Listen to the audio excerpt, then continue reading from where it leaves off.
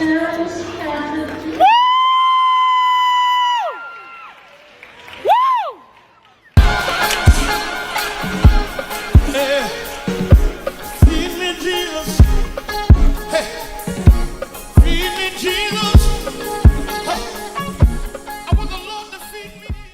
y'all, welcome back to my channel, Real Talk with Nurse Terrence. One thing I wanted to get into, I appreciate you all following me on this journey. Remember to like, subscribe, share, and comment on this video. I'm really just from my heart being able to come out here in the public platform and to be able to finally give my take on nursing after 5 years, my journey. Specifically with this video will be about my journey and me being a nurse now for 5 years as an RN and what that's been like, my journey from the beginning, the ups and downs, the highs and lows, my experience, all that from the very beginning from high school. So I'm gonna try to make this brief, not make this too long of a video. It all started in high school, my senior year. I actually thought I was gonna go into TV production, television production. In TV production since like elementary school all the way to high school. Love video editing, love video production. I was in TV production and the news anchor in high school. One of my last classes I took in high school before I graduated was anatomy and physiology.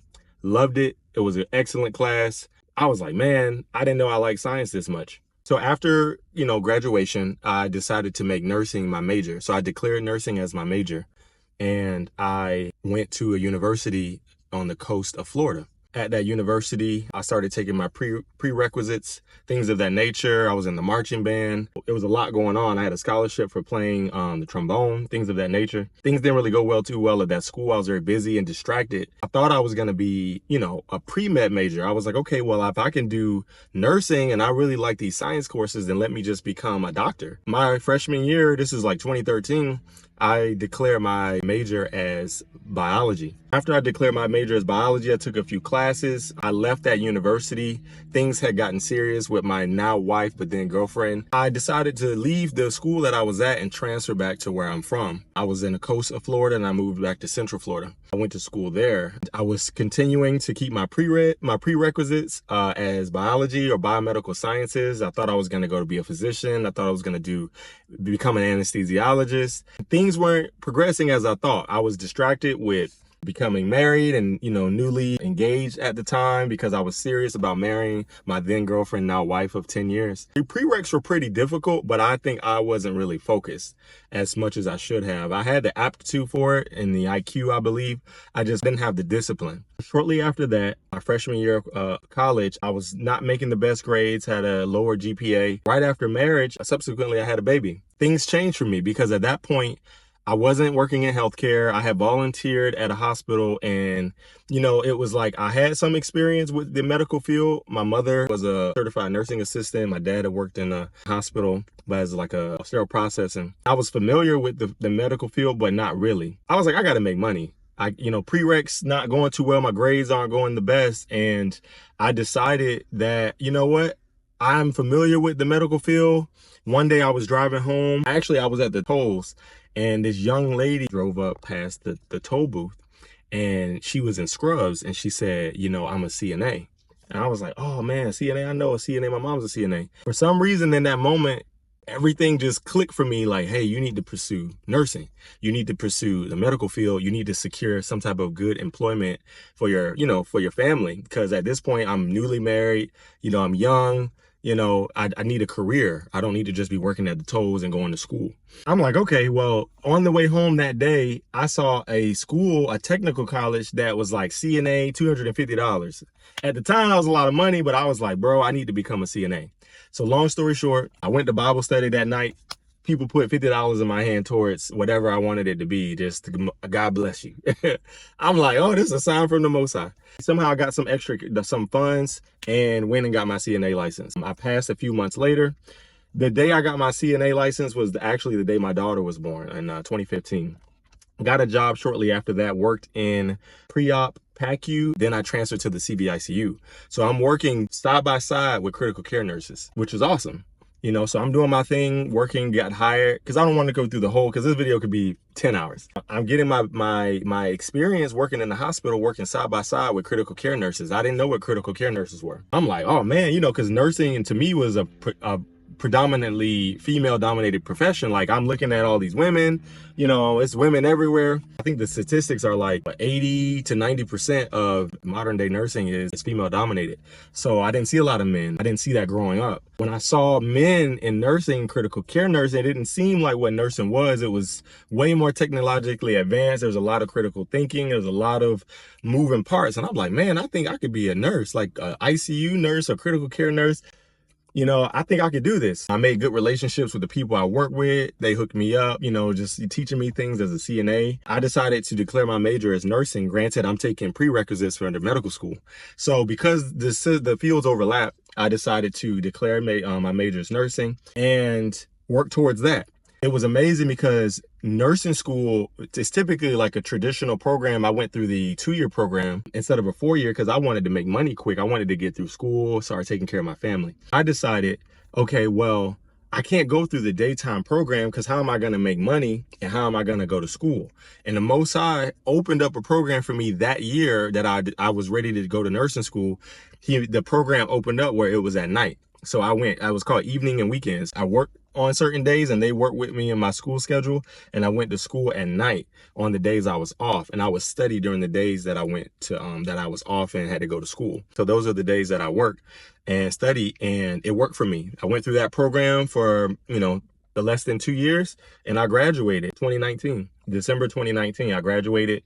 It was awesome because I was able to supplement my education with what I was learning at the bedside as a CNA. So I worked as a CNA, and then I worked as a student nurse, and the information that I was learning, it just clicked. And I really think that helped me in my foundation as a bedside nurse, as a bedside RN. December 19, I graduated 2019, and I took the NCLEX February 2020. Now, what happened during 2020? COVID. I was a new grad during COVID. I took NCLEX February 2020 and got a job. I had already got a job lined up at the end of February. This was in North Florida. And I went through their residency. And I was kind of bummed out because after working in the ICU, I'm like, man, I can work in the ICU. You know what I'm saying? I'm critical thinking. I got this. And I could have, but it humbled me. And I actually worked in the neuroprogressive care unit. The neuroprogressive care unit really was awesome for me to learn. 4 patients, 4 to 1 ratio. So there's 4 patients to 1 nurse, which is the ratios in nursing. And it's based on acuity. That unit I was on was a neuroprogressive. So there's a lot of stroke, post-stroke, CVA, what we call a cerebral vascular accident, TIAs, Guillain-Barré, myasthenia gravis. The list goes on and on about neurological conditions. So I learned about all that, and I was working on that floor. It was high acuity, so I learned a lot. I did that for a year, and there was no family at the time because this is during COVID. So it was crazy because when family actually started coming back, I was kind of nervous because I was like, man, I've been taking care of these patients without any family here. So that was 2020. So during that time, so February 20, that was my first job, neuro PCU. Then after a year, went to the ER. I was like, man, I really want to go to the ICU, but for whatever reason, the ICU wasn't hiring. So I decided to go to the emergency department. In the ER, it was something I had never seen or experienced before. It was like, oh my gosh, like I shadowed in the ED and I was like, man, like this is wild. Like this is the wild, wild west. You know what I'm saying? Like patients running in the hallway. You got psych patients next to your regular medical patients. And I was like, man, what is this? It was just super fast. You got traumas coming in, or you got, you know, like just high acuity things happening. Boom, boom, boom. It's fast paced. I was like, this is me. I worked in the ER for a year in North Florida, did that, got some experience. Then I said, you know what, let me go back to my roots. I was a CNA, CVICU. I went to the CVICU as a RN. So then I worked in the CVICU for about 8 months. They quickly trained me on post-operative recovery of open heart. So I recover open heart patients, recover post-TAVRs, transcatheter. Yeah, you know what I'm trying to say for those who are medical, but that and mitral clips, all the things, you know, post-op CABG day 0, like right after surgery, recovering from anesthesia, to post-op day 5, and everything in between that, managing, titrating a bunch of drips and all that. And then I learned a lot there. And a lot of that stuff that I had learned as a CNA, it really clicked when I went there, and they were able to train me quickly to take care of those higher acuity patients. I was grateful for that opportunity. This whole time in the back of my mind, I'm always keeping and preparing myself for flight nursing. I don't want to be a flight nurse, but I know that for me, when it comes to critical care, I have a high respect and regard for flight nurses because they have to know so much and practice as RNs, but they have an advanced practice where they're putting in chest tubes, they're intubating, they're doing all these advanced techniques that you don't get to do as an RN. And I was like, if my future is going to be anesthesia, CRNA, or a nurse practitioner, then I need to go where that is. So I always kept my resume ready for it. ED, PCU, ICU, right? So then I moved to Tennessee. Worked at the hospital up there in the ER. It was amazing because I got to work in the community ED. So there's a difference between academic and community. And I learned the difference between the tertiary centers and then your community ERs. Where the community doesn't have as many services. You actually have to take care of pediatrics because some of the modern hospitals today, they separate pediatric and adult patients. But in the community, you take care of peds too, and more OB. So I did that, learned a lot about that. It was a 16-bed ER, amazing, a great opportunity. Then I said, you know what? I'm weak in children. Let me go take care of the babies. Because I had a PICU rotation, a pediatric ICU rotation, where I was taking care. I actually thought I wanted to go in peds, but I ended up not. I went and I said, you know what? Because I'm weak in pediatrics and I know I'm going to have to require this, so I go to nurse practitioner school or something, then let me just get comfortable. So I went to the pediatric ICU and worked in the PICU, and I did that for another 8 months. And, during this time, I actually had applied and had gotten an interview for a flight nursing job or a critical care transport. I did great, but there were people who had better experience. But it was awesome to have that preparation and that just to be able to sit in that seat and have the qualifications for it. I did that. And then now I'm back in Florida working in the float pool ER, doing some other things. But the gist of it is during this time, I also applied to a nurse practitioner program. A nurse practitioner program is a family nurse practitioner and it's an emergency nurse practitioner. There's only so many in the nation that have a combined program. And I was able to be accepted to one of the one in Tennessee called Vanderbilt. So that was exciting. I had initially gotten accepted to one school for NP, but I knew my heart was set on Vanderbilt because of the emergency component, and I got rejected initially, and I reapplied. And I'll talk about that in another video because I want to make this too long because this could get long. So I applied to that. And everything went well. I got accepted this past December 2024, and I actually start in August. So it's exciting times. I'm very excited. During this entire time, I started off when I was an RN. When I graduated, I had 2 children and had just had my third. My nursing school with 2 children, a wife, right? And now, I'm married to my, wonderful wife of 10 years, and I have 5 children.